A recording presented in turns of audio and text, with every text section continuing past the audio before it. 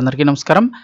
ఆంధ్రప్రదేశ్‌లోని కడపలో పెను ప్రమాదం అయితే జరిగింది. ఒక్కసారిగా జరిగిన ఈ ప్రమాదంతో షాక్ అయ్యారు ప్రజలు. కాకపోతే అదృష్టవశాత్తు ఒక విధంగా పెను ప్రమాదం తప్పిందని కూడా చెప్పుకోవచ్చు. అసలు ఏం జరిగింది, ఏంటి వివరాలు తెలుసుకుందాము. వీడియో పూర్తిగా చూడండి. అలాగే తప్పకుండా ఒక లైక్ చేయండి. మరిన్ని అప్డేట్స్ కోసం ఛానల్‌ని సబ్స్క్రైబ్ చేసుకోండి. ఇక వివరాల్లోకి వెళ్ళిపోతే కడపలో పెను ప్రమాదం జరిగింది. ఒకేసారి 3 స్కూల్ బస్సులు దగ్ధమైపోయాయి. నిలిపి ఉంచిన 3 ప్రైవేట్ స్కూల్ బస్సులు అగ్నికి ఆహుతయ్యాయి. ఆంధ్రప్రదేశ్ రాష్ట్రంలో మరో పెను ప్రమాదం చోటు చేసుకుంది. నిలిపి ఉంచిన 3 ప్రైవేట్ స్కూల్ బస్సులు అగ్నికి ఆహుతయ్యాయి. ఈ సంఘటన కడప జిల్లా సిద్ధవటం మండలంలోని కోగటం గ్రామంలో చోటు చేసుకుంది. ఈ సంఘటన వివరాలు చూసినట్టయితే కడప జిల్లాలోని కోగటం గ్రామంలో నిలిపి ఉంచిన 3 ప్రైవేటు బస్సులు ఒక్కసారిగా అగ్నికి ఆహుతయ్యాయి.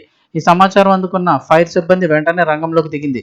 ఆ తర్వాత వచ్చిన వారు అంటుకున్న మంటలన్నింటినీ కూడా అదుపులోకి తీసుకొచ్చారు అగ్నిమాపక అధికారులు.